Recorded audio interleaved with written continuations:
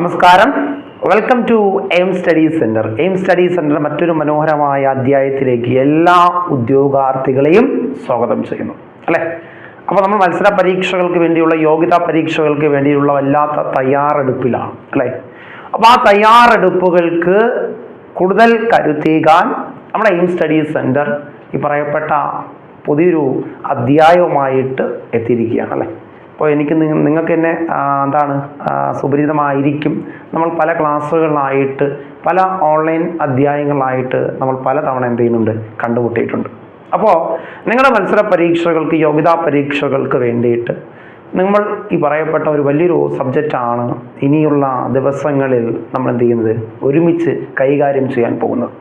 അത് മറ്റൊന്നുമല്ല, നമ്മുടെ കേരള ഹിസ്റ്ററിയുമായി ബന്ധപ്പെട്ട്, കേരള ചരിത്രവുമായി ബന്ധപ്പെട്ട് ലീഡേഴ്സ് ഓഫ് റിനൈസൻസ് എന്ന് പറയുന്ന ഒരു ഭാഗം വളരെ കംപ്ലീറ്റായി, വളരെ ഡീപ്പായിട്ട് നമ്മൾ എന്ത് ചെയ്യാൻ പോവുകയാണ്, പഠിക്കാൻ പോവുകയാണ്. നിങ്ങളുടെ മത്സര പരീക്ഷകൾക്ക് വേണ്ടി ഉള്ള ഒരു തയ്യാറെടുപ്പ് എന്ന രീതിയിൽ. ഓക്കെ അല്ലേ. അപ്പോൾ നമ്മൾ കൈകാര്യം ചെയ്യാൻ പോകുന്നത് ലീഡേഴ്സ് ഓഫ് റിനൈസൻസ് എന്ന് പറയുന്ന ഒരു മേഖലയാണ്. നമുക്ക് PSC ഒരു കോമൺ ആയിട്ടുള്ള സിലബസ് പുറത്തിറക്കുമ്പോൾ ആ സിലബസിൽ PSC വ്യക്തമായി മെൻഷൻ ചെയ്തിട്ടുള്ള ഏകദേശം 38ഓളം നവോത്ഥാന നായകന്മാരെയാണ് ഈ ഒരു സബ്ജക്റ്റിനകത്ത് നമുക്ക് പഠിച്ചെടുക്കേണ്ടത്. അപ്പോൾ വലിയൊരു സിലബസാണ് അല്ലേ. അത് കവർ ചെയ്യാനും അത്രത്തോളം ടൈമും എടുക്കും. അപ്പോൾ നമുക്ക് രസകരമായ രീതിയിൽ എന്ത് ചെയ്യാം, കണക്റ്റിംഗ് പോയിന്റുകളോടുകൂടി നമുക്ക് എന്ത് ചെയ്യാം, ഈ ക്ലാസ്സുകളെ എന്ത് ചെയ്യാം, പഠിച്ചെടുക്കാം. ഓക്കെ.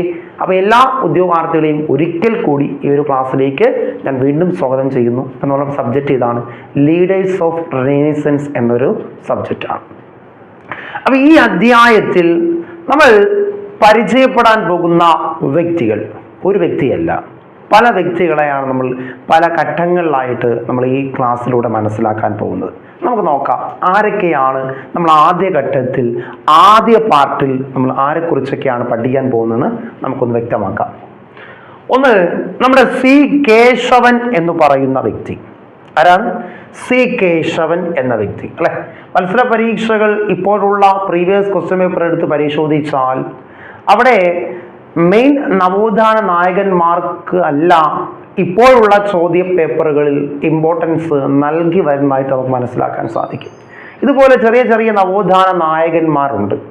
അവരെ വലിയ രീതിയിൽ പ്രാധാന്യത്തോടു കൂടി ഈ കാലഘട്ടത്തിൽ ചോദിക്കുന്നു എന്നതാണ് ഈ പാർട്ട് നമ്മൾ ആരംഭിക്കുമ്പോൾ ഇവരിൽ നിന്ന് ക്ലാസ് തുടങ്ങാനുള്ള ഏറ്റവും പ്രധാനപ്പെട്ട കാര്യം. അത് പ്രീവിയസ് ക്വസ്റ്റ്യൻ പേപ്പറുകൾ എടുത്ത് പരിശോധിച്ചാൽ വ്യക്തമായി നിങ്ങൾക്ക് കാണാൻ സാധിക്കുന്ന ഒരു ഫാക്ട് തന്നെയാണ്. കാരണം നമ്മൾ ശ്രീനാരായണ ഗുരുവിനെ കുറിച്ച് പഠിക്കും. എന്താ പഠിക്കാൻ കാരണം? The father of Kerala renaissance, Kerala നവോത്ഥാനത്തിന്റെ പിതാവ് എന്ന് പോലും അറിയപ്പെടുന്നത് ശ്രീനാരായണ ഗുരുവാണ് അല്ലെ. നമ്മൾ ചട്ടമ്പി സ്വാമിയെ കുറിച്ചും വാഗ്ഭടാനനെ കുറിച്ചും അയ്യങ്കാളിയെ കുറിച്ചും ഒക്കെ വളരെ ഡീറ്റെയിൽ ആയി പഠിക്കും. പക്ഷേ ഇത്തരത്തിൽ PSC മെൻഷൻ ചെയ്യുന്ന ചെറിയ ചെറിയ നവോത്ഥാന നായകന്മാർ, അതായത് C. കേശവൻ, MC ജോസഫ് തുടങ്ങിയിട്ടുള്ള വ്യക്തികളെ കുറിച്ചൊന്നും നമ്മൾ പഠിക്കാൻ അധികം സമയം കണ്ടെത്താറില്ല. അപ്പോൾ അത് തന്നെ ചോദ്യകർത്താവ് എന്ത് ചെയ്യും, ചോദ്യ പേപ്പറിൽ ഉപയോഗിക്കും. കാരണം ശ്രീനാരായണ ഗുരുവിനെ കുറിച്ച് ചോദിച്ചാൽ ഒട്ടുമിക്ക ഉദ്യോഗാർത്ഥികളും അവിടെ ആൻസർ രേഖപ്പെടുത്തുമെന്ന് ആർക്കറിയാം, ചോദ്യകർത്താവിനറിയാം. പക്ഷേ ഈ രീതിയിൽ ഈ പറയപ്പെട്ട വ്യക്തികളിൽ നിന്നൊരു ചോദ്യം വന്നാൽ അത് പഠിച്ച അല്ലെങ്കിൽ ഡീറ്റെയിൽ ആയിട്ട് ആ സബ്ജക്റ്റിനെ സമീപിച്ചവർക്ക് മാത്രമേ എഴുതാൻ സാധിക്കുകയുള്ളൂ എന്ന് വ്യക്തമായിട്ട് ആർക്കറിയാം, ചോദ്യകർത്താവിനറിയാം. അതുകൊണ്ടാണ് ഇപ്പോഴുള്ള ഈ ഘട്ടത്തിൽ നടന്നുകൊണ്ടിരിക്കുന്ന പരീക്ഷകളിൽ ഈ പറയപ്പെട്ട വ്യക്തികൾ ആവർത്തന ചോദ്യമായിട്ട് വന്നുകൊണ്ടിരിക്കുന്നു. ഓക്കെ അല്ലേ, ക്ലിയർ അല്ലേ? അപ്പോൾ നമ്മൾ പഠിച്ചെടുക്കുകയാണ് പൂർണ്ണമായും. ഈ ഘട്ടത്തിൽ ആരൊക്കെ പഠിക്കുന്നു? C. കേശവൻ, MC ജോസഫ്, അതുപോലെ TR കൃഷ്ണസ്വാമി അയ്യർ, ആനന്ദ തീർത്ഥൻ. ഈ 4 വ്യക്തികളെയാണ് നമ്മൾ ഒന്നാമത്തെ അധ്യായത്തിലൂടെ ക്ലിയറായി മനസ്സിലാക്കാൻ പോകുന്നത്. ഓക്കെ, നമുക്ക് ക്ലാസ് ആരംഭിക്കാം. നമ്മുടെ C. കേശവൻ നിന്നാണ് ക്ലാസ് ആരംഭിക്കുന്നത്.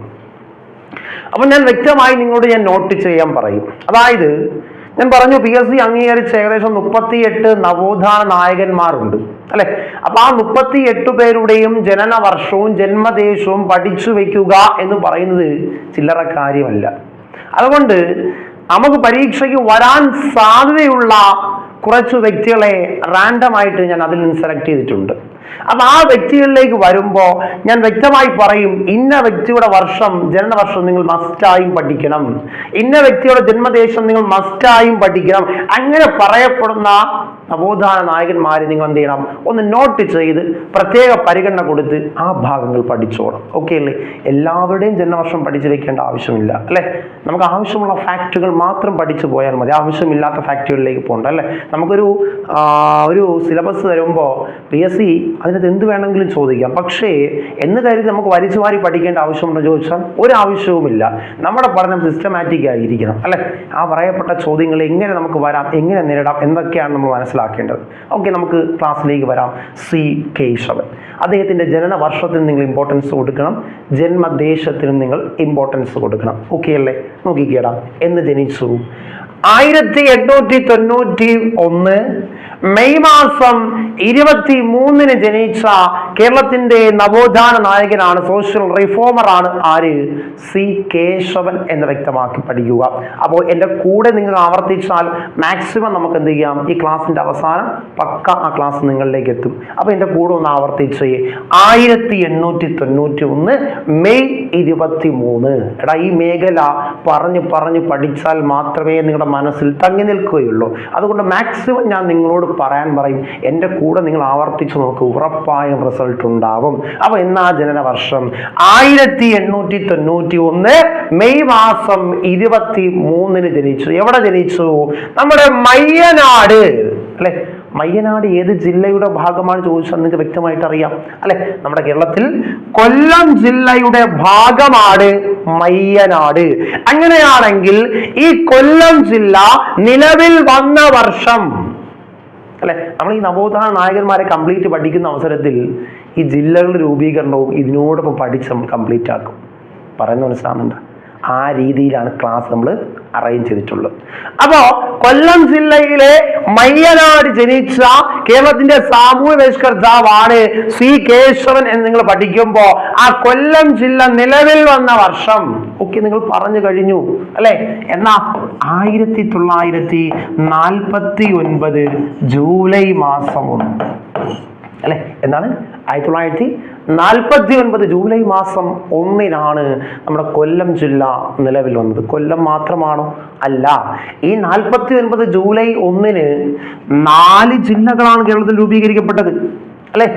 തിരുവനന്തപുരം, കൊല്ലം, കോട്ടയം, തൃശൂർ. എൻ്റെ കൂടെ ആവർത്തിച്ചേ, തിരുവനന്തപുരം, കൊല്ലം, കോട്ടയം, തൃശൂർ. ഒന്ന് പറഞ്ഞേ, തിരുവനന്തപുരം, കൊല്ലം, കോട്ടയം, തൃശൂർ ജില്ലകൾ നിലവിൽ വന്ന വർഷം 49 ജൂലൈ 1. 4 ജില്ലകൾ പഠിച്ചില്ലേ? അപ്പൊ ആ വർഷം രൂപീകരിക്കപ്പെട്ട കൊല്ലം ജില്ലയുടെ ഭാഗമായ എവിടെ ജനിച്ചു? മയ്യനാട് ജനിച്ച കേരളത്തിന്റെ നവോത്ഥാന നായകനാണ് C. കേശവൻ എന്ന് പഠിക്കുക. അപ്പൊ C. കേശവന്റെ ജന്മദേശമാണ് മയ്യനാട് എന്ന് നമ്മൾ പഠിക്കുമ്പോൾ അവിടെ ഒരു എക്സ്ട്രാ ഫാക്ട് കൂടി ഇരിക്കട്ടെ. കാരണം നമ്മുടെ PSC അംഗീകരിച്ച മറ്റൊരു നവോത്ഥാന നായകന്റെയും ജന്മദേശം എവിടെയാണ്? ഈ കൊല്ലം ജില്ലയിലെ മയ്യനാടാണ് അല്ലെ. അപ്പൊ മയ്യനാട് C. കേശവൻ മാത്രമല്ല ജനിച്ചത്. മയ്യനാട് ജനിച്ച മറ്റൊരു നവോത്ഥാന നായകൻ, സോഷ്യൽ റിഫോമർ നമുക്കുണ്ട്. ആരാണ് ആ വ്യക്തി എന്ന് പറയുന്നതിന് മുമ്പ് ഞാൻ അദ്ദേഹത്തെ കുറിച്ചൊന്ന് പരിചയപ്പെടുത്താം. എന്ന് ചോദിച്ചാൽ ഈ പറയപ്പെട്ട ഇന്ന് പ്രചാരത്തിലുള്ള കേരള കൗമുദി എന്ന പത്രത്തിന്റെ സ്ഥാപകനാണ് അദ്ദേഹം എന്ന് ഞാൻ നിങ്ങളെ പരിചയപ്പെടുത്തുമ്പോൾ ഉറപ്പായി നിങ്ങൾക്ക് കിട്ടിക്കഴിഞ്ഞു അതാരാണെന്ന് അല്ലെ. നമുക്കറിയാം, ഇന്ന് പ്രചാരത്തിലുള്ള കേരള കൗമുദി എന്ന ന്യൂസ് പേപ്പറിന്റെ സ്ഥാപകൻ, ദ ഫൗണ്ടർ ഓഫ് എന്താണ് കേരള കൗമുദി ന്യൂസ് പേപ്പർ ചോദിച്ചാൽ ആരാ? പറഞ്ഞു കഴിഞ്ഞു ആരാ? CV കുഞ്ഞിരാമൻ. ആരാണ്? CV കുഞ്ഞിരാമൻ. അപ്പൊ CV കുഞ്ഞിരാമന്റെ ജന്മദേശം കൂടിയാണ് ഏത്? കൊല്ലം ജില്ലയിലെ മയ്യനാട് എന്ന് വ്യക്തമായിട്ട് പഠിക്കുക. അപ്പൊ ആരുടെയൊക്കെ ജന്മദേശമാണ് നമ്മൾ പഠിച്ചു കഴിഞ്ഞു? C. കേശവന്റെയും CV കുഞ്ഞിരാമന്റെയും ജന്മദേശമാണ് ഇത് മയ്യനാട് എന്ന് വ്യക്തമായി പഠിക്കുക. മാത്രമല്ല, ഈ മയ്യനാടിന് കേരള ചരിത്രത്തിൽ മറ്റൊരു ഇമ്പോർട്ടൻസ് ഉണ്ട്. നമ്മളിപ്പോ പറഞ്ഞ് അവസാനിപ്പിച്ചില്ലേ ഒരു ന്യൂസ് പേപ്പർ? ഏതാ ന്യൂസ് പേപ്പർ? ഉറക്കെ പറഞ്ഞേ, കേരള കൗമുദി. ഈ കേരള കൗമുദി എന്ന പത്രം ആരംഭിച്ചത് നമ്മൾ ഓൾറെഡി പഠിച്ചു, അത് CV കുഞ്ഞിരാമനാണ്. ഏത് വർഷമാണെന്ന് PSC ചോദ്യമാണ്. അപ്പൊ വ്യക്തമായി നോട്ട് ചെയ്തോളാം. കേരള കൗമുദി ആരംഭിച്ച വർഷം 1911. വ്യക്തമായിട്ട് കേട്ടോടെ 1911. അപ്പൊ 1911 കേരള കൗമുദി എന്ന പത്രം ആരംഭിച്ചതും എവിടെ നിന്ന് തന്നെയാണ്? നമ്മുടെ ഈ മയ്യനാട് തന്നെയാണ്. കണ്ടോ മയ്യനാടിന്റെ ഇമ്പോർട്ടൻസ് കണ്ടോ? അപ്പൊ നിങ്ങൾ ഇങ്ങനെ വേണം പരീക്ഷകളെ സമീപിക്കാൻ.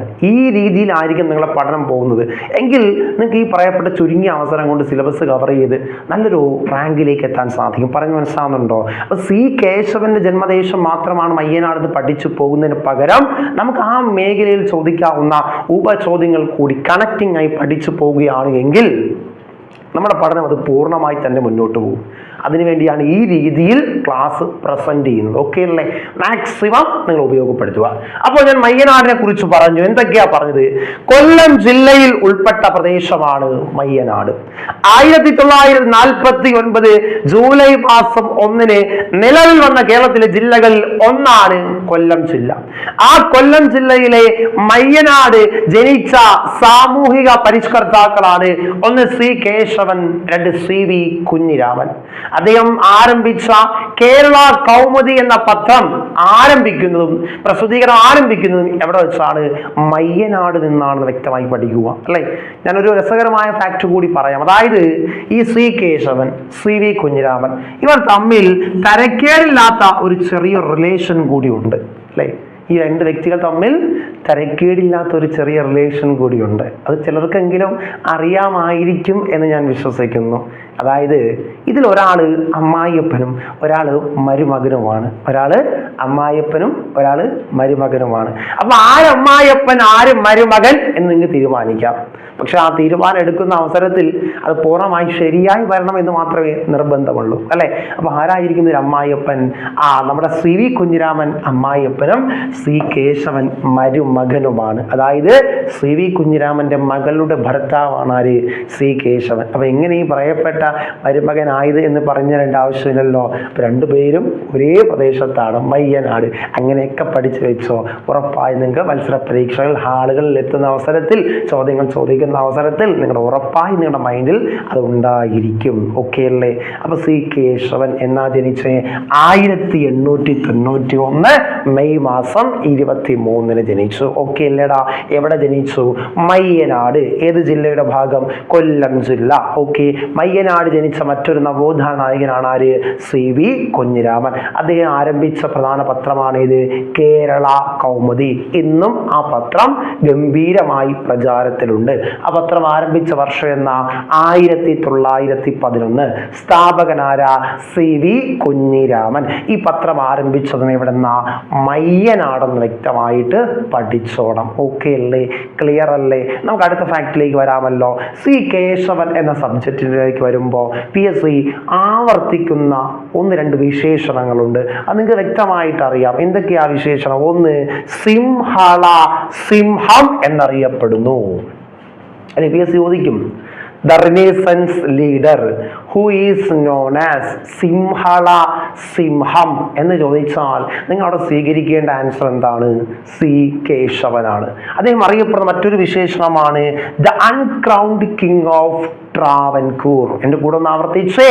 the uncrowned king of Travancore അഥവാ തിരുവിതാംകൂറിലെ കിരീടം വയ്ക്കാത്ത രാജാവ്. അല്ലേ? അപ്പൊ അത്തരത്തിലൊരു വിശേഷം അദ്ദേഹത്തിന് നൽകപ്പെടണമെങ്കിൽ അത്രത്തോളം പ്രഗത്ഭനായിരുന്നു ആര് നമുക്ക് മനസ്സിലാക്കാം? കേശവൻ എന്ന് മനസ്സിലാക്കാം. ഞാൻ പറയുന്നതിന്റെ ഇമ്പോർട്ടൻസ് നിങ്ങൾക്ക് പിടികിട്ടുന്നുണ്ടല്ലോ. ഓക്കെ അല്ലേ? അപ്പൊ ഇദ്ദേഹം ഏതൊക്കെ വിശേഷങ്ങൾ അറിയപ്പെട്ടു? സിംഹള സിംഹം എന്നും ദ അൺക്രൗൺഡ് കിങ് ഓഫ് ട്രാവൻകൂർ എന്നും അറിയപ്പെട്ടത് നമ്മുടെ ഈ പറയപ്പെട്ട കേശവനാണ്. ഓക്കെ അല്ലേ? ക്ലിയർ അല്ലേ? അപ്പൊ ഈ 2 വിശേഷണങ്ങൾ പഠിച്ചു വെക്കുമ്പോൾ നിങ്ങൾ അവിടെ സ്റ്റോപ്പ് ചെയ്യരുത് നിങ്ങളുടെ പഠനം. നമ്മൾ ഇനി പഠിക്കുന്നത് എന്താ? ഈ വിശേഷണങ്ങളിൽ നിന്ന് ഞാൻ എന്തെങ്കിലും ഉപചോദ്യങ്ങൾ പ്രതീക്ഷിക്കേണ്ടതുണ്ടോ എന്ന് വ്യക്തമായിട്ട് നിങ്ങൾ എന്ത് ചെയ്യണം? അതിനെക്കുറിച്ച് ഡീറ്റെയിൽ ആയിട്ട് മനസ്സിലാക്കിയിരിക്കണം. ഞാൻ പറയുന്നത് നിങ്ങൾക്ക് മനസ്സിലാവുന്നുണ്ടോ? ഓക്കെ അല്ലേ? അപ്പൊ ഇത്തരത്തിൽ ഈ രണ്ട് വിശേഷണങ്ങൾ പഠിച്ചു. ഏതൊക്കെ വിശേഷം പഠിച്ചു? സിംഹം എന്നറിയപ്പെടുന്നതും the uncrowned king of Travancore എന്ന് വിളിക്കപ്പെടുന്നതും സി കേശവനാണ് നമ്മൾ മനസ്സിലാക്കി അല്ലെ? ഇതിൽ നിന്ന് എന്ത് ഉപചോദ്യമാണ് ഞാൻ പ്രതീക്ഷിക്കേണ്ടത്? പ്രതീക്ഷിക്കാം, നിങ്ങൾക്ക് ഉപചോദ്യം പ്രതീക്ഷിക്കാം, ഉറപ്പായും ഉപചോദ്യങ്ങൾ ഉണ്ടാവും. അതായത് ഞാൻ പറഞ്ഞു the uncrowned king of Travancore, തിരുവിതാംകൂറിലെ കിരീടം വയ്ക്കാത്ത രാജാവ്. ഇത് അദ്ദേഹത്തിന് നൽകപ്പെട്ട ഒരു വിശേഷണമാണ്. ഇത് അദ്ദേഹത്തിന് നൽകപ്പെട്ട വിശേഷണമാണ്. ആരാൽ നൽകപ്പെട്ടു എന്നതായിരിക്കും നിങ്ങളോട് PSC ചോദിക്കുന്ന ചോദ്യം അല്ലെ? ഇത് ആരാൽ നൽകപ്പെട്ടു എന്നായിരിക്കും നിങ്ങളോട് PSC ചോദിക്കുന്ന ചോദ്യം. അപ്പോൾ ഇങ്ങനെ ചോദിക്കും, സി കേശവനെ അല്ലെ, ഈ തിരുവിതാംകൂറിലെ കിരീടം വയ്ക്കാത്ത രാജാവെന്ന് വിശേഷിപ്പിച്ച വ്യക്തി ആര് എന്ന് ചോദിക്കും. അപ്പോൾ നമ്മുടെ ആൻസർ എന്തായിരിക്കും? വ്യക്തമായി പഠിക്കുക. ഞാൻ അദ്ദേഹത്തെ കുറിച്ചൊന്ന് പരിചയപ്പെടുത്താം അല്ലെ? അദ്ദേഹത്തിലേക്ക് വരുന്നതിന് മുമ്പ് മാക്സിമം നിങ്ങളെ കൊണ്ട് പറയിപ്പിക്കാൻ ശ്രമിക്കുകയാണ് കേട്ടോ. ഇതൊരു ഓൺലൈൻ അധ്യായം എന്നതിലുപരി നമുക്ക് ഈ പറയപ്പെട്ട അങ്ങോട്ടും ഇങ്ങോട്ടും അതൊന്നും ഒരു ക്ലാസിന്റെ ഫീൽ കിട്ടുന്ന രീതിയിലേക്ക് ഞാൻ ഈ ക്ലാസ്സിനെ മാറ്റാൻ ശ്രമിക്കുകയാണ്. അത് മാക്സിമം നിങ്ങളിലേക്ക് എത്തും എന്ന് തന്നെ വിശ്വസിക്കുന്നു. അപ്പോൾ അദ്ദേഹത്തെ കുറിച്ച് പറയുമ്പോൾ നമ്മുടെ മലയാള മനോരമ എന്ന പത്രത്തെക്കുറിച്ച് പറയേണ്ടി വരും. നമുക്കറിയാം മലയാള മനോരമ ഇന്നും വളരെ ഗംഭീരമായി പ്രചാരത്തിലുള്ള ഒരു മലയാളത്തിലെ പത്രമാണ് ഇത്, മലയാള മനോരമ. അപ്പൊ ഈ മലയാള മനോരമയെ കുറിച്ച് എന്തുകൊണ്ട് ഞാൻ ഇവിടെ പറഞ്ഞു സൂചിപ്പിച്ചു ചോദിച്ചാൽ, ഈ മലയാള മനോരമ പത്രത്തിന്റെ രണ്ടാമത്തെ പത്രാധിപരായി, രണ്ടാമത്തെ എഡിറ്ററായി ചുമതല വഹിച്ച വ്യക്തിയാണ് സി കേശവന് ഇത്തരത്തിലൊരു വിശേഷണം കൊടുക്കുന്നു. എന്താ വിശേഷണം? The uncrowned king of Travancore. പറയുന്ന മനസ്സിലാവുന്നുണ്ടോ? അപ്പോ ആരായിരുന്നു അദ്ദേഹം? മലയാള മനോരമ പത്രത്തിന്റെ രണ്ടാമത്തെ പത്രാധിപർ. ആരാണ് ഈ മലയാള മനോരമ പത്രത്തിന്റെ രണ്ടാമത്തെ പത്രാധിപർ? ചിലർക്കെങ്കിലും കിട്ടിക്കാണും അല്ലെ? അതായത് ആദ്യ പത്രാധിപർ നിങ്ങൾക്കറിയാം അല്ലെ? സ്ഥാപകനായിട്ടുള്ള കണ്ടത്തിൽ വർഗീസ് മാപ്പിളയാണ് ഈ പത്രത്തിന്റെ ആദ്യ പത്രാധിപർ അല്ലെ? The first editor of Malayala Manorama ചോദിച്ചാരാ? കണ്ടത്തിൽ വർഗീസ് മാപ്പിള. എന്നാൽ കണ്ടത്തിൽ വർഗീസ് മാപ്പിള മരണപ്പെടുന്നതോടുകൂടി ഈ പത്രം ഈ പറയപ്പെട്ട മറ്റൊരു വ്യക്തി ഏറ്റെടുക്കുന്നു. ആ പത്രത്തിന്റെ രണ്ടാമത്തെ പത്രാധിപരായി അദ്ദേഹം ചുമതല ഏറ്റെടുക്കുന്നു. അങ്ങനെ ആ രണ്ടാമത്തെ പത്രാധിപർ തൻ്റെ പത്രത്തിലൂടെ സി കേശവൻ നൽകിയ വിശേഷണമാണ് the uncrowned king of Travancore. ആരാ വ്യക്തി? ആ വ്യക്തിയുടെ പേരാണ് KC മാമൻ മാപ്പിള. വ്യക്തമായി പഠിച്ചോണം, KC മാമൻ മാപ്പിള. എന്താ? C Kesavan was called the uncrowned king of Travancore by KC Mammen Mappila. PSC ചോദ്യം ഉറപ്പായും PSC വീണ്ടും റിപ്പീറ്റ് അടിക്കും. ഓക്കെ അല്ലേ? ഞാൻ പറയുന്നത് മനസ്സിലാവുന്നുണ്ടോ? അപ്പോൾ KC മാമൻ മാപ്പിളയാണ് ഇത്തരത്തിൽ സി കേശവൻ എങ്ങനെ വിശേഷിപ്പിച്ചു? The uncrowned king of Travancore എന്ന് വിശേഷിപ്പിച്ചു. ഞാൻ പറഞ്ഞു മലയാള മനോരമയുടെ ആ രണ്ടാമത്തെ എഡിറ്റർ അഥവാ രണ്ടാമത്തെ പത്രാധിപരായിരുന്നു KC മാമൻ മാപ്പിള അല്ലെ? അപ്പോൾ ഈ ക്ലാസ് കണ്ടുകൊണ്ടിരിക്കുന്ന ചില ഉദ്യോഗാർത്ഥികളുടെ വീട്ടിൽ ഈ പറയപ്പെടുന്ന പത്രമായ മലയാള മനോരമയായിരിക്കും വരുത്തപ്പെടുന്നത് അല്ലെ? എടാ അങ്ങനെയാണെങ്കിൽ ഇനി മലയാള മനോരമ വരിക്കാരല്ലെങ്കിലും നമുക്കൊരു ചോദ്യം നേരിട്ടാൽ നമുക്കവിടെ ആൻസർ എഴുതിയേ മതിയാവുകയുള്ളൂ. എന്നാൽ ഈ മലയാള മനോരമ സ്ഥാപിതമായത് നമുക്ക് ആ വരുന്ന കുറച്ച് ഡീറ്റെയിൽ കാര്യം കൂടി ഇവിടെ എന്ത് ചെയ്യാം, ഒന്ന് മെൻഷൻ ചെയ്ത് പോകാം. എന്നിട്ട് നമുക്ക് അടുത്ത ഫാക്റ്റിലേക്ക് വരാം. മലയാള മനോരമ പത്രത്തിൻ്റെ രണ്ടാമത്തെ എഡിറ്ററാണ് KC മാമൻ മാപ്പിള എന്നും അദ്ദേഹമാണ് ഈ രീതിയിൽ ഒരു വിശേഷണം അദ്ദേഹത്തിന് നൽകിയതെന്നും പഠിച്ചു. അപ്പോൾ അതിൻ്റെ കൂട്ടത്തിൽ എക്സ്ട്രാ ഫാക്റ്റായി പഠിച്ചോ, മലയാള മനോരമ സ്ഥാപിതമായ വർഷം 1888. മലയാള മനോരമ സ്ഥാപിതമായ വർഷം എന്ന 1888. ഏത് വർഷം? 1888. അപ്പൊ 1888 ഈ പത്രം സ്ഥാപിതമാകുന്നുണ്ട് എങ്കിലും ഈ പത്രം പ്രസിദ്ധീകരണം ആരംഭിക്കുന്നത് 1890 മുതലാണ്. എന്ന് മുതലാണ്? 1890 മുതലാണ് പത്രം പ്രസിദ്ധീകരണം ആരംഭിക്കുന്നു. വ്യക്തമായി പഠിച്ചോണേ. അപ്പൊ 1888 സ്ഥാപിതമായ പത്രം എന്നാ പ്രസിദ്ധീകരണം ആരംഭിക്കുന്നത്? 1890. അപ്പൊ 1890 പ്രസിദ്ധീകരണം ആരംഭിച്ച പത്രം ദിനപത്രമായി മാറിയ വർഷം, ഡെയിലി ന്യൂസ് പേപ്പറായി മാറിയ വർഷം ചോദിച്ചാൽ 1928 വർഷം. പഠിച്ചോണെ, റിപ്പീറ്റ് ആണ്.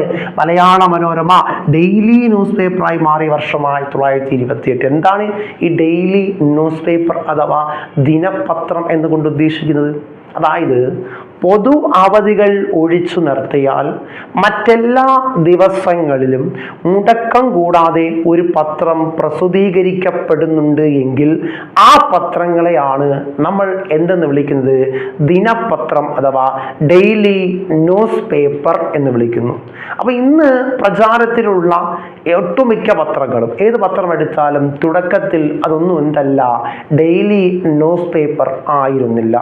ആഴ്ചയിൽ ഒന്നോ അല്ലെങ്കിൽ ആഴ്ചയിൽ 2 ആ രീതിയിൽ പ്രസിദ്ധീകരിക്കപ്പെട്ട പത്രങ്ങളായിരുന്നു ഇന്ന് പ്രചാരത്തിലുള്ള മലയാള മനോരമയും ശരി, മാതൃഭൂമിയായാലും ശരി, കേരള കൗമുദിയായാലും ശരി, ദീപികയായാലും ശരി. അപ്പൊ ഇതൊക്കെ തുടക്കത്തിൽ എന്തല്ല, ദിനപത്രങ്ങളായിരുന്നില്ല. എന്നാൽ ഒരു ഘട്ടത്തിലേക്ക് എത്തുന്ന അവസരത്തിൽ ഈ പത്രങ്ങളൊക്കെ എന്ത് ചെയ്യുന്നു? കാലത്തിനതീതമായി ദിനപത്രങ്ങൾ എന്ന നിലയിലേക്ക് മാറ്റപ്പെടുന്നു. അപ്പൊ അത്തരത്തിൽ മലയാള മനോരമ ഡെയിലി ന്യൂസ് പേപ്പറായി മാറിയ വർഷം PSC ചോദ്യമാണ് 1928.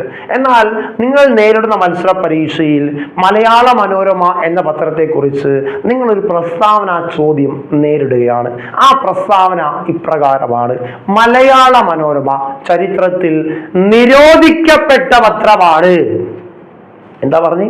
മലയാള മനോരമ ചരിത്രത്തിൽ നിരോധിക്കപ്പെട്ട പത്രമാണ് എന്നൊരു ചോദ്യം, എന്നൊരു പ്രസ്താവന നിങ്ങൾ നേരിടുന്ന മത്സര പരീക്ഷയിൽ വന്നാൽ ആ പ്രസ്താവന ശരിയാണോ തെറ്റാണോ എന്ന് ചോദിക്കപ്പെട്ടാൽ നിങ്ങൾ അവിടെ എന്ത് തിരഞ്ഞെടുക്കും? മലയാള മനോരമ ചരിത്രത്തിൽ നിരോധിക്കപ്പെട്ട പത്രമാണ് ചോദിച്ചാൽ ആ പ്രസ്താവന 100% ശരിയായ പ്രസ്താവനയാണ്. അപ്പോൾ മലയാള മനോരമയുടെ ലൈസൻസ് റദ്ദ് ചെയ്യപ്പെട്ടു. ഏത് സാഹചര്യത്തിൽ അല്ലെങ്കിൽ ഏത് വർഷത്തിൽ ചോദിച്ചാൽ 1938. അന്ന് ഈ മലയാള മനോരമ പത്രത്തിന്റെ എഡിറ്റർ KC മാമൻ മാപ്പിളയാണ്. അദ്ദേഹം പത്രാധിപരായിരിക്കുന്ന അവസരത്തിൽ ഈ പത്രത്തിന്റെ ലൈസൻസ് റദ്ദ് ചെയ്യപ്പെട്ടു.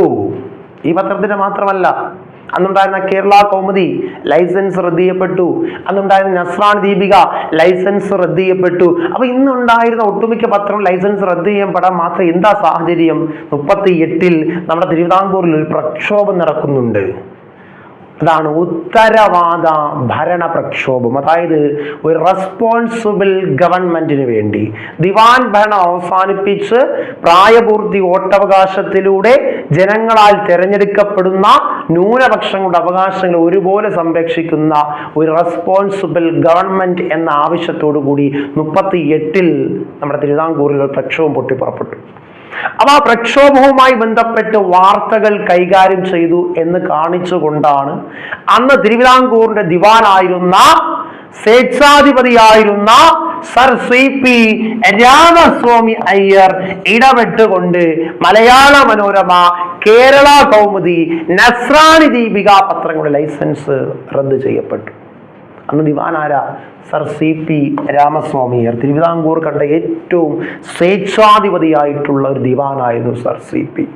അദ്ദേഹം തിരുവിതാംകൂർ ദിവാനായിരിക്കുന്ന അവസരത്തിലാണ് ദിവാൻ ഭരണം പൂർണ്ണമായി അവസാനിപ്പിച്ചുകൊണ്ട് പ്രായപൂർത്തി വോട്ടവകാശത്തിലൂടെ ജനങ്ങളാൽ തിരഞ്ഞെടുക്കപ്പെടുന്ന ഒരു ഗവൺമെന്റ്, അത് ജനങ്ങൾ നയിച്ചാൽ മതി, ദിവാൻ ഭരണം വേണ്ട എന്നാവശ്യപ്പെട്ടുകൊണ്ട് പ്രക്ഷോഭം ആരംഭിച്ചു. അപ്പൊ ആ പ്രക്ഷോഭവുമായി ബന്ധപ്പെട്ട് വാർത്തകൾ കൈകാര്യം ചെയ്തെന്ന് കാണിച്ചുകൊണ്ടാണ് ഈ ഒട്ടുമിക്ക പത്രങ്ങൾ ലൈസൻസ് അദ്ദേഹം കട്ട് ചെയ്യുന്നു.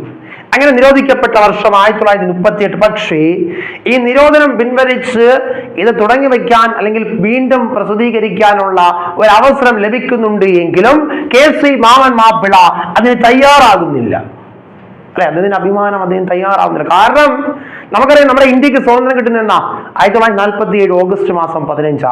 ആ വർഷത്തിൽ ഇന്ത്യക്ക് സ്വാതന്ത്ര്യം കിട്ടുമ്പോ കേരളത്തിൽ മലയാള മനോരമ പ്രസിദ്ധീകരണത്തിലുണ്ടായിരുന്നില്ല. പഠിക്കേണ്ട കാര്യമാണ്. ഇന്ത്യക്ക് സ്വാതന്ത്ര്യം കിട്ടുന്ന അവസരത്തിൽ ഈ പത്രം പ്രസിദ്ധീകരണത്തിൽ ഉണ്ടായിരുന്നില്ല. ഇന്ത്യക്ക് സ്വാതന്ത്ര്യം കിട്ടിയതിന് ശേഷം മാത്രമാണ് ഈ പത്രം വീണ്ടും എന്ത് ചെയ്യുന്നത്, പ്രസിദ്ധീകരണം ആരംഭിക്കുന്നു. അപ്പൊ മലയാള മനോരമ വീണ്ടും പ്രസിദ്ധീകരണം ആരംഭിച്ച വർഷം 1947, വ്യക്തമായി പറഞ്ഞാൽ നവംബർ മാസം. അപ്പൊ ഇന്ത്യക്ക് സ്വാതന്ത്ര്യം കിട്ടുമ്പോൾ ഏത് പത്രം പ്രചാരത്തിലുണ്ടായിരുന്നില്ല? മലയാള മനോരമ എന്ന പത്രം പ്രചാരത്തിലുണ്ടായിരുന്നില്ല. അപ്പൊ അത്തരത്തിലൊരു ചരിത്രം മലയാള മനോരമയ്ക്കുണ്ട് അല്ലെ. ആ മലയാള മനോരമ രണ്ടാമത്തെ പത്രാധിപരായ KC മാമൻ മാപ്പിളയാണ് C കേശവൻ വിശേഷിപ്പിച്ചു the uncrowned king of Travancore. ഞാൻ പറയുന്നത് കാര്യം വ്യക്തമായിട്ട് നോട്ട് ചെയ്ത് പഠിച്ചോണം. ഓക്കെ. അപ്പോൾ മലയാള മനോരമ സ്ഥാപിതമായ വർഷം എൻ്റെ കൂടെ ഒന്ന് പറഞ്ഞുതരാം. 1888. മലയാള മനോരമ പ്രസിദ്ധീകരണം ആരംഭിച്ച വർഷം 1890. മലയാള മനോരമ ദിനപത്രമായി മാറിയ വർഷം 1928. മലയാള മനോരമ നിരോധിക്കപ്പെട്ട വർഷം 1938. മലയാള മനോരമ വീണ്ടും പ്രസിദ്ധീകരണം ആരംഭിച്ച വർഷം 1947 നവംബർ മുതലാണെന്ന് വ്യക്തമായി പഠിക്കുക. അപ്പൊ ഇന്ത്യക്ക് സ്വാതന്ത്ര്യം കിട്ടുന്ന അവസരത്തിൽ ഈ പത്രം പ്രസിദ്ധീകരണത്തിൽ ഉണ്ടായിരുന്നില്ല. ഓക്കെ അല്ലേ? മാത്രമല്ല ഈ പത്രത്തിന് മലയാള മനോരമ എന്ന പേര് നിർദ്ദേശിക്കുന്നത് നമ്മുടെ കേരളവർമ്മ വലിയ കോയി തമ്പുരാനാണ് കേട്ടോ. ഈ പത്രത്തിന് മലയാള മനോരമ എന്ന പേര് നിർദ്ദേശിക്കുന്നത് കേരളവർമ്മ വലിയ കോയി തമ്പുരാൻ. മാത്രമല്ല ഇന്ത്യൻ തപാൽ സ്റ്റാമ്പിൽ ആദരിക്കപ്പെട്ട ആദ്യത്തെ മലയാള പത്രം, ഇന്ത്യൻ തപാൽ സ്റ്റാമ്പിൽ ആദരിക്കപ്പെട്ട ആദ്യത്തെ മലയാള പത്രം എന്നൊക്കെ ചോദിച്ചാൽ അവിടെ നിങ്ങൾ മലയാള മനോരമയാണ് ആൻസറായി സ്വീകരിക്കേണ്ടത്. സ്ഥാപകനാര? കണ്ടത്തിൽ വർഗീസ് മാപ്പിള. അപ്പോൾ ഇത്രയും കാര്യങ്ങൾ കൂടി KC മാമൻ മാപ്പിളയെ കുറിച്ച് പഠിക്കുമ്പോൾ നിങ്ങൾ വിശദമായും അവിടെ എന്ത് ചെയ്യണം, കണക്റ്റിംഗ് ആയി മസ്റ്റായും പഠിച്ചിരിക്കണം. ഓക്കെ അല്ലേ? ഇതൊക്കെ PSCയുടെ റിപ്പീറ്റഡ് ചോദ്യങ്ങളാണ്. Okay, clear? അപ്പോൾ the uncrowned king of Travancore എന്ന് വിളിക്കപ്പെട്ടത് ആരാ? C കേശവൻ. ആരാൽ വിളിക്കപ്പെട്ടു? KC മാമൻ മാപ്പിള. ശരി, നമ്മൾ പഠിച്ച മറ്റൊരു വിശേഷം ഉണ്ടല്ലോടാ, സിംഹള സിംഹം അല്ലേ. The renaissance leader who is known as Simhala Simham ചോദിച്ചാൽ C കേശവനാണ് പഠിച്ചു. അപ്പൊ അവിടെ എന്തെങ്കിലും ഉപചോദ്യങ്ങൾ നമ്മൾ പ്രതീക്ഷിക്കേണ്ടതുണ്ടോ? ഉണ്ട്. കാരണം ഈ 2025 PSC നടത്തിയ ലേറ്റസ്റ്റ് പരീക്ഷയിൽ PSC ഒരു ചോദ്യം ചോദിച്ചു. ആ ചോദ്യം ഞാനൊന്ന് മെൻഷൻ ചെയ്യാം. PSC ഒരു ചോദ്യം ചോദിച്ചു. ഓക്കെ,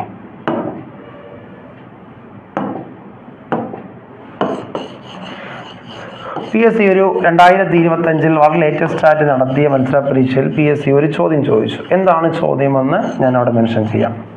നോക്കിക്കോ.